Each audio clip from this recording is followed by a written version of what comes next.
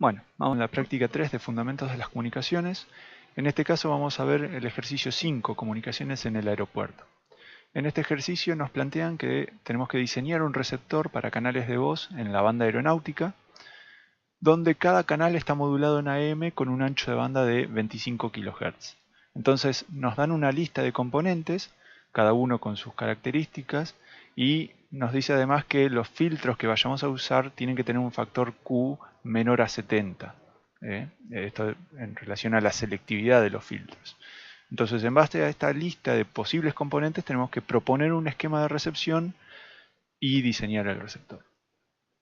Entonces, la señal que vamos a recibir va a tener un espectro como el que ven en esta figura, donde tenemos un ancho de banda total dividido en canales de 25 kHz de ancho de banda con la forma de espectro típica de AM, ¿sí? Un espectro de señal de mensaje y la portadora de AM, ¿sí?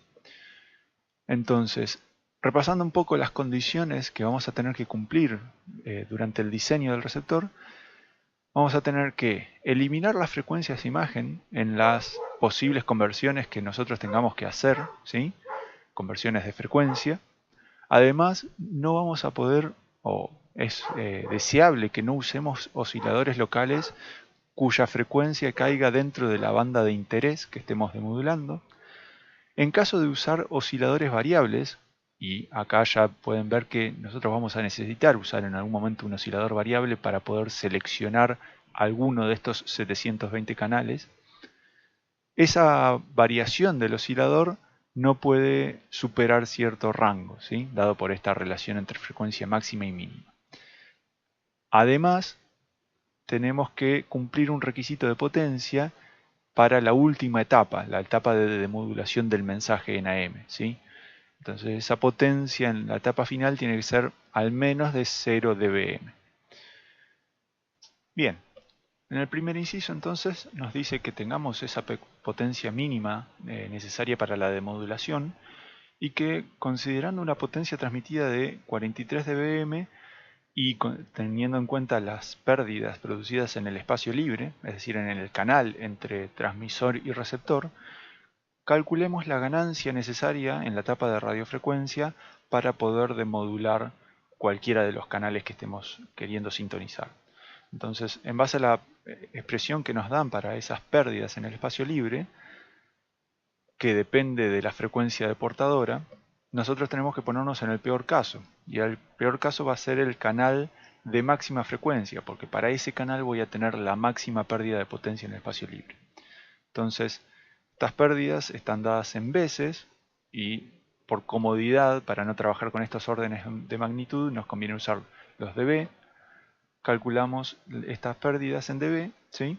Y ahora podemos calcular la potencia en la etapa de demodulación. ¿Cómo lo hacemos? Bueno, en el esquema del receptor que estamos planteando, tenemos una antena, una etapa de radiofrecuencia y una etapa de demodulación. En este punto del circuito es donde tenemos esta potencia que tenemos que cumplir para que el demodulador funcione correctamente. Entonces, revisando la lista de componentes que teníamos al principio, vemos que la única antena que tenemos disponible tiene una ganancia de 0 dB o de 1 en veces. Entonces la potencia transmitida menos la pérdida de potencia en el espacio libre más la ganancia de la antena, que en este caso podría cancelarse porque es 0 dB, más la ganancia de radiofrecuencia, eso tiene que ser igual a la potencia de demodulación, ¿sí? En este punto. Esto, si se fijan, estoy trabajando en dB y en dBm. Acuérdense que no es que estamos mezclando unidades, porque dBm es simplemente la expresión de la potencia, pero referida a miliwatts, ¿sí?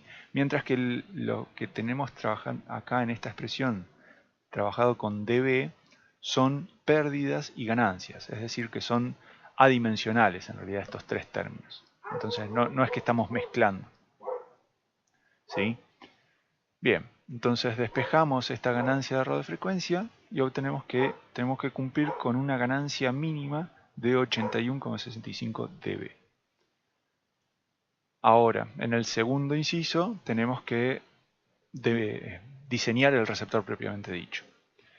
Entonces, revisamos un poco la lista de componentes que tenemos y qué observamos. ¿Cuál es el requisito que más restricciones nos está imponiendo? Y si se fijan, en este caso, que tenemos que cumplir con una ganancia de 81 dB mínimo, ese es el requisito más restrictivo. ¿Por qué? Porque si se fijan, tenemos componentes con ganancia de 50 dB en el LNA, ¿sí? Un amplificador de bajo ruido, pero después tenemos 5, 5 y 20 dB. Entonces, no vamos a poder seleccionar, para empezar, estos dos filtros porque nos dan una muy baja ganancia. Siempre uno considera que va a querer hacer la recepción en la menor cantidad de etapas posible, ¿sí? En este caso, una etapa es completamente imposible porque como máximo tendríamos 50 dB. Dos etapas tampoco nos serviría porque llegaríamos máximo a 20, hasta 70 dB con estos 50 más 20. Entonces, mínimamente vamos a tener que hacer un esquema de triple conversión de frecuencia, ¿sí? Entonces, planteamos un esquema de esta forma, ¿sí? Donde además hacemos el uso del amplificador de bajo ruido como una primera etapa, lo cual ya saben, ya lo vieron en la teoría, que nos va a servir para definir la figura de ruido, para reducir la figura de ruido y que quede dominada por la figura de ruido de este LNA. Bien, entonces, de los parámetros que tenemos que determinar de este esquema, hay algunos que ya están definidos porque tenemos el NA en el primer bloque, ¿sí? Y las siguientes etapas en realidad también están en parte definidas. ¿Por qué? Porque para cumplir con el requisito de potencia, la ganancia de estos tres bloques, ¿sí? va a ser de 20 dB, porque cualquiera de los otros componentes que teníamos para seleccionar no nos daría la ganancia necesaria que necesitamos en este punto. Además, los multiplicadores que tenemos tienen una pérdida de potencia de 5 dB, así que eso nos complica aún más con el requisito de ganancia. Pero además de todo esto, lo que nos queda por definir son las figuras de ruido de cada uno de estos filtros, ¿sí? Los anchos de banda y el esquema de conversión, ¿sí? Con las frecuencias intermedias que vamos a usar. Y obviamente la frecuencia de los osciladores locales fijos o variables. En este caso, si se fijan, puse todos como fijos, pero en realidad uno de estos va a tener que ser variable para poder seleccionar y sintonizar el canal que deseemos. Si se fijan, bueno, lo que podemos asegurarnos ahora es que con este esquema la ganancia de potencia que obtenemos cumple con el requisito que teníamos. Tenemos la ganancia del primer bloque, la pérdida del multiplicador, ¿sí? En estos términos, ¿sí? Segundo, tercer y cuarto bloque con ganancia de 20 dB, entonces esto en total nos da 95 dB. Aseguramos que cumplimos con el requisito de potencia. Pasemos ahora a definir la primera etapa, la primera conversión. Sabemos que el amplificador de bajo ruido es uno solo, no podemos seleccionar otro, y nos dice que tenemos un ancho de banda configurable en la banda de 100 a 500 MHz.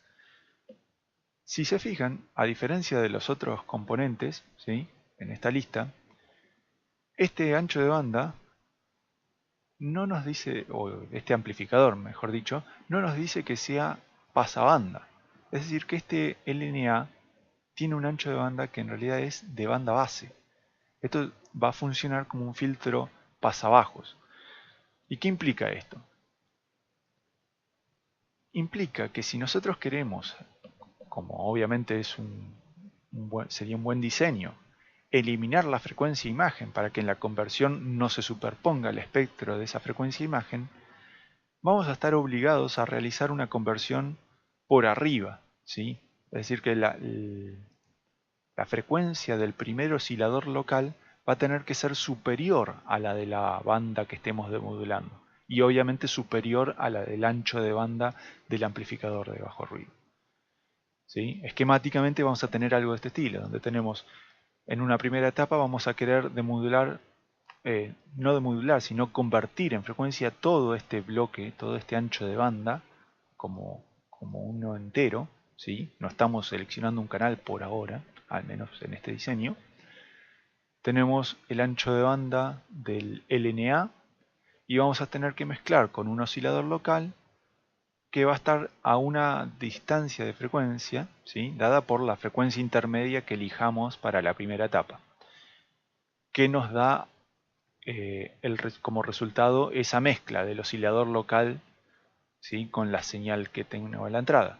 Bueno, vamos a tener en la siguiente etapa, en la frecuencia intermedia, la mezcla de lo que teníamos en, en la frecuencia del oscilador local menos la frecuencia intermedia y lo que sea que haya en la frecuencia del oscilador local más la frecuencia intermedia.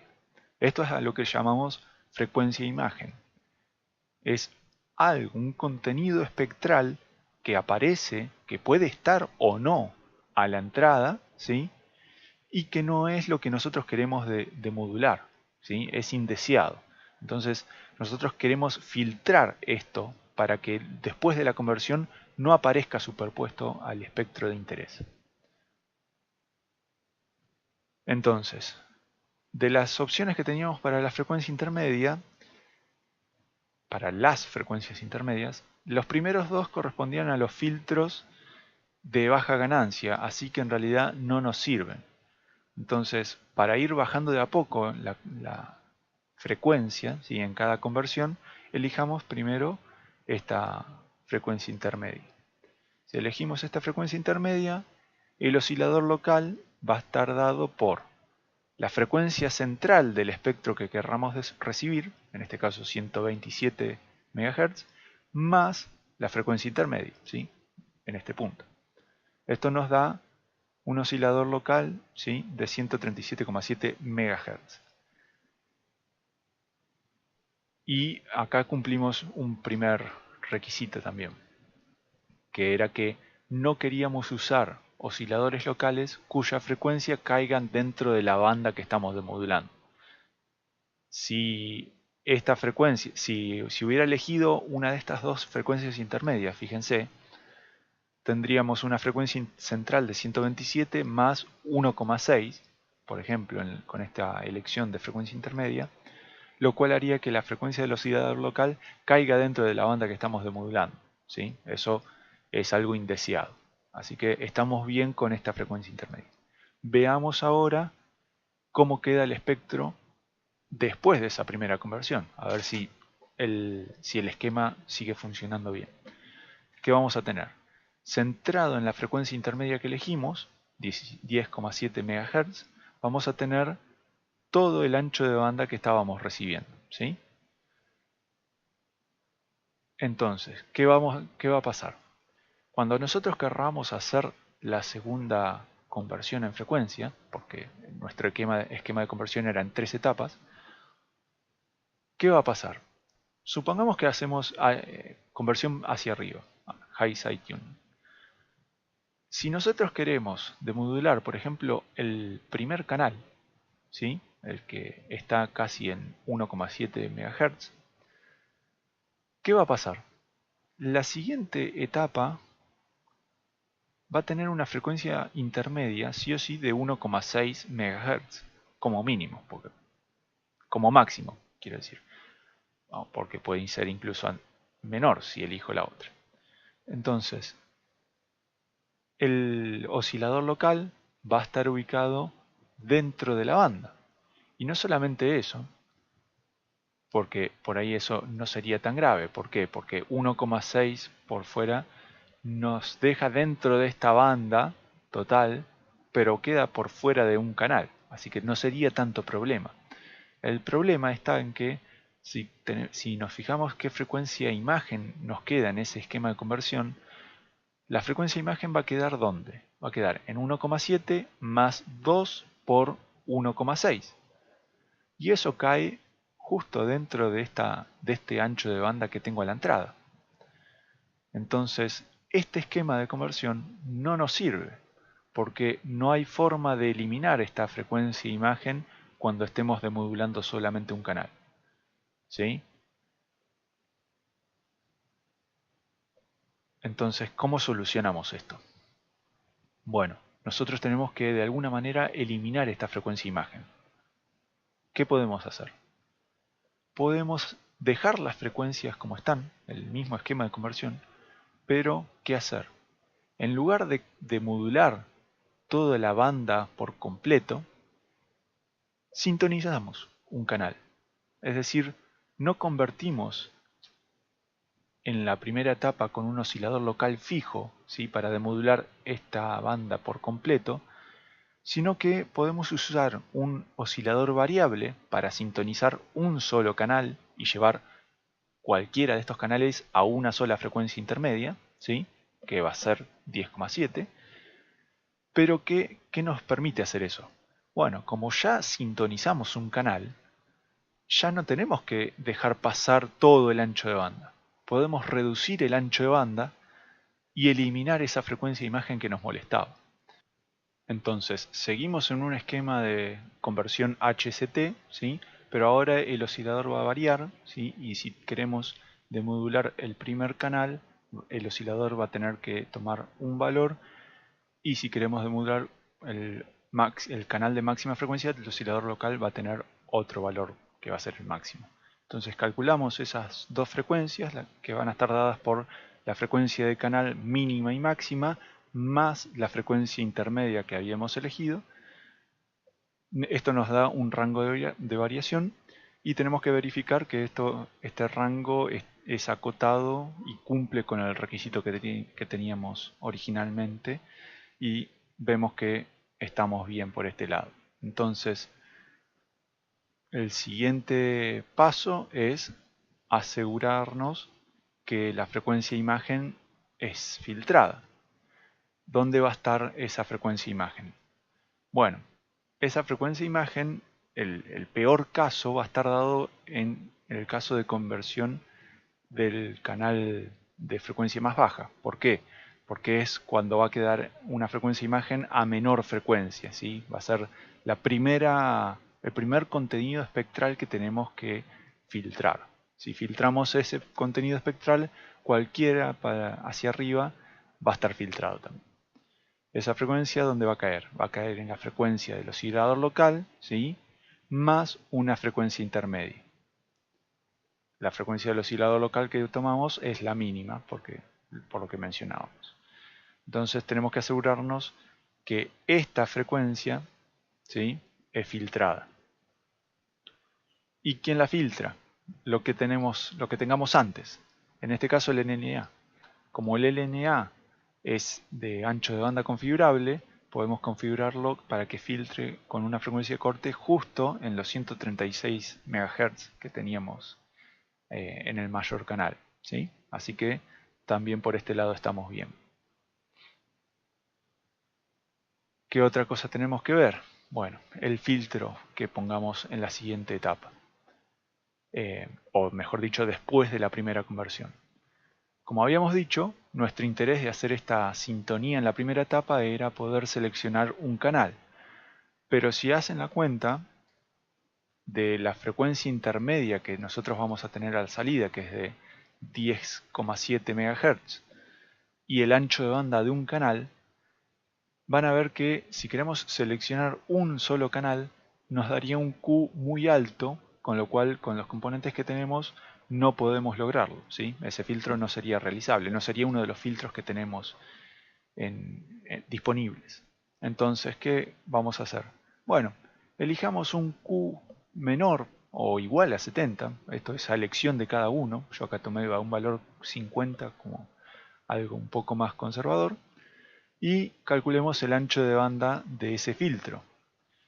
Bueno, con ese Q, el ancho de banda va a estar dado por la frecuencia intermedia de esa etapa, ¿sí?, los 10,7 MHz, dividido Q, lo cual nos da 214 kHz. Si se fijan, lo que hicimos en esta etapa fue seleccionar un canal, ¿sí?, con la sintonía, y filtramos no solamente ese canal, sino algunos más, pero de ninguna manera estamos dejando pasar los 720 canales que como habíamos planteado en un principio. Entonces el ancho de banda que tenemos es mucho más acotado y esto nos va a servir para filtrar la frecuencia imagen de la segunda etapa.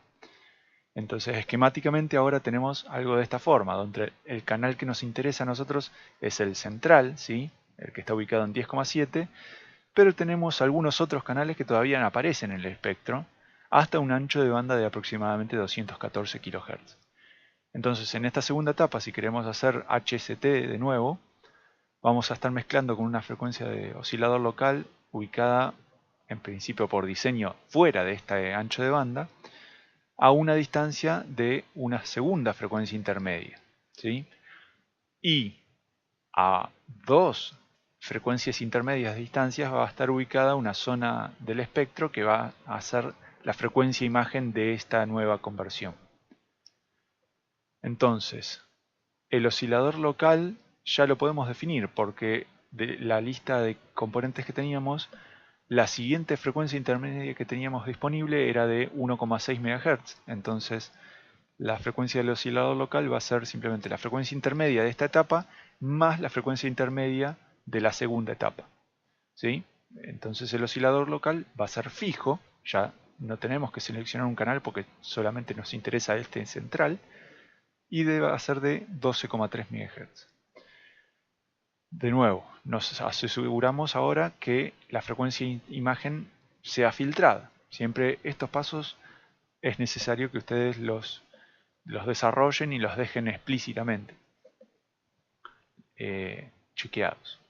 Entonces esta frecuencia imagen va a estar dada por la frecuencia del oscilador local, del segundo oscilador local, más la segunda frecuencia intermedia, o lo que es lo mismo a la frecuencia intermedia 1 más dos veces la frecuencia intermedia 2. Por otra parte, nos fijamos la frecuencia de corte de la primera etapa, ¿sí? Esa frecuencia de corte, ¿cuál va a ser? Va a ser, si se fijan, la frecuencia central, o sea, la frecuencia intermedia 1, más la mitad del ancho de banda del primer filtro. Es decir, 10,7 más 112 kHz. Y esto nos confirma que esta frecuencia imagen está siendo filtrada efectivamente por la primera etapa. El último chequeo que tenemos que hacer es la selectividad del filtro. Ahora que estamos en una frecuencia intermedia de 1,6 MHz, sí vamos a poder usar un ancho de banda de 25 kHz, porque eso nos da un Q de 64. Es decir que con esta segunda etapa ya cumplimos con el requisito de seleccionar un canal, sintonizar y seleccionar solamente un canal. Tenemos una tercera etapa, ¿sí?, adicional, impuesta por el requisito de potencia, pero lo único que vamos a hacer con esa etapa es convertir a una frecuencia intermedia más baja sin modificar el ancho de banda de la señal. Entonces, en la entrada de la tercera etapa tenemos algo de esta forma, donde solamente tenemos un canal a 1,6 MHz, ¿sí? Y para variar un poco, esto podrían no hacerlo de la misma manera, no hay ningún requisito que lo imponga, vamos a hacer conversión hacia abajo, ¿sí? Low side tuning. Entonces, si hacemos conversión hacia abajo, el oscilador local va a estar por debajo de esta banda, a una distancia de una frecuencia intermedia 3, ¿sí?, que va a ser la única que nos queda restante del listado de componentes, y vamos a tener una frecuencia imagen, ¿sí?, a dos frecuencias intermedias por debajo que vamos a tener que filtrar. Entonces, esta frecuencia intermedia ya está fija por los componentes que tenemos disponibles. Entonces el oscilador local va a ser frecuencia intermedia 2 menos frecuencia intermedia 3. Chequeamos que la frecuencia imagen de esta etapa sea filtrada por la etapa previa. Entonces la frecuencia imagen va a ser la frecuencia del oscilador local menos la frecuencia intermedia, ¿sí? Acá hubo un error, esta frecuencia intermedia debería ser la 3, ¿sí? O lo que es lo mismo a la frecuencia intermedia 2 que era esta central, menos 2 veces la frecuencia intermedia 3, acá otro error, y la frecuencia de corte del filtro de la etapa anterior, que va a ser la frecuencia intermedia de la etapa anterior menos la mitad del ancho de banda de 25 kHz que teníamos. Haciendo esa cuenta, verificamos que, de nuevo, esa frecuencia de imagen se ve filtrada por la etapa previa, así que no tenemos contenido espectral que nos esté molestando. Por último, pero esto ya podrían obviarlo, el cálculo del Q, verificar que no supere 70. ¿Por qué digo que podríamos obviarlo? Y porque el ancho de banda no se modifica y la frecuencia la convertimos hacia abajo, ¿sí? Pasamos a una frecuencia menor, así que la selectividad de este filtro va a ser aún menor que la del filtro anterior. Así que si el otro anduvo bien, este va a estar bien por este lado también. Y con esto tenemos el esquema completo, definido. Si se fijan, ya tenemos todos los componentes fijos con sus figuras de ruido y ganancias cada uno y los anchos de banda que hallamos en cada paso. Pasemos ahora al inciso C. En este inciso nos dicen que en un aeropuerto en particular se transmite a cierta frecuencia de portadora, ¿sí? Y que el receptor que nosotros acabamos de diseñar se conecta a la antena ya no directamente, sino con un cable coaxil con una atenuación dada. Y nos dice además que la temperatura de ese cable va a ser T0, va a estar controlada en T0. Considerando una temperatura de antena igual a 2T0 sobre 3, calcule la figura de ruido del receptor y la figura de ruido total del sistema. Bien, calculemos primero la figura de ruido del receptor, lo que acabamos de diseñar. Usamos la fórmula de Friis, ¿sí? Y consideramos cada etapa que tenemos. Si se fijan acá, expresé cada una incluyendo los multiplicadores. ¿Por qué? Porque si bien los multiplicadores tienen figura de ruido de 0 dB, es decir, que no aportan ruido, sí tienen una pérdida de potencia, entonces va a ser importante tenerlo en cuenta en la multiplicación de ganancias en las siguientes etapas. Entonces, todos los términos que dependen del ruido de los multiplicadores se cancelan, ¿sí? Pero nos quedan todos los otros. Fíjense que acá les aclaré, recordar trabajar en veces, porque esta fórmula está dada en veces. Entonces convirtamos todos los valores que teníamos en dB a veces, y para convertir las ganancias en lugar de andar multiplicando, es más fácil sumar primero las ganancias en dB y hacer la conversión final a veces. Esto se los comento para que vayan acostumbrándose a darse cuenta cuándo conviene trabajar en decibeles y cuándo conviene trabajar en veces, o cuándo tienen que trabajar en veces. Entonces, calculando cada uno de estos términos, fíjense que el primer término es el correspondiente a la figura de ruido del LNA, ¿sí? Y ya el segundo término, que incluye la figura de ruido de la segunda etapa, se ve atenuado muchísimo, o se ve disminuida su influencia muchísimo. ¿Por qué? Porque la ganancia de la primera etapa es muy grande, son estos 50 dB del LNA. Y acá se cumple lo que vieron en la teoría. La primera etapa es la que más define la figura de ruido del receptor, ¿sí? En este caso, el LNA era de alta ganancia y obviamente de baja figura de ruido, por lo que la figura de ruido total del receptor es muy cercana a la figura de ruido de la primera etapa, ¿sí? 2,0006 dB. Ahora hallemos la figura de ruido total, con el cable incluido. Bueno, lo que vamos a hacer ahora es de nuevo aplicar Friis, nada más que empezando por la etapa del cable. Tenemos como primera etapa el cable con figura de ruido F, que como nos decían que era un atenuador, ¿sí?, a una temperatura controlada T0, podemos afirmar que su figura de ruido va a ser igual que su atenuación, L, y la ganancia justamente va a ser 1 sobre L. Entonces, la expresión de la figura de ruido total va a ser la siguiente, y si se fijan ahora, la inclusión de este cable entre la etapa de radiofrecuencia y el de modulador nos degrada mucho más que todas las otras etapas la figura de ruido, ¿sí? Las anteriores etapas apenas modificaban la figura de ruido, ¿sí?, con respecto a la del LNA, pero este cable, al ser la primera etapa, la nueva primera etapa, nos degrada esta figura de ruido.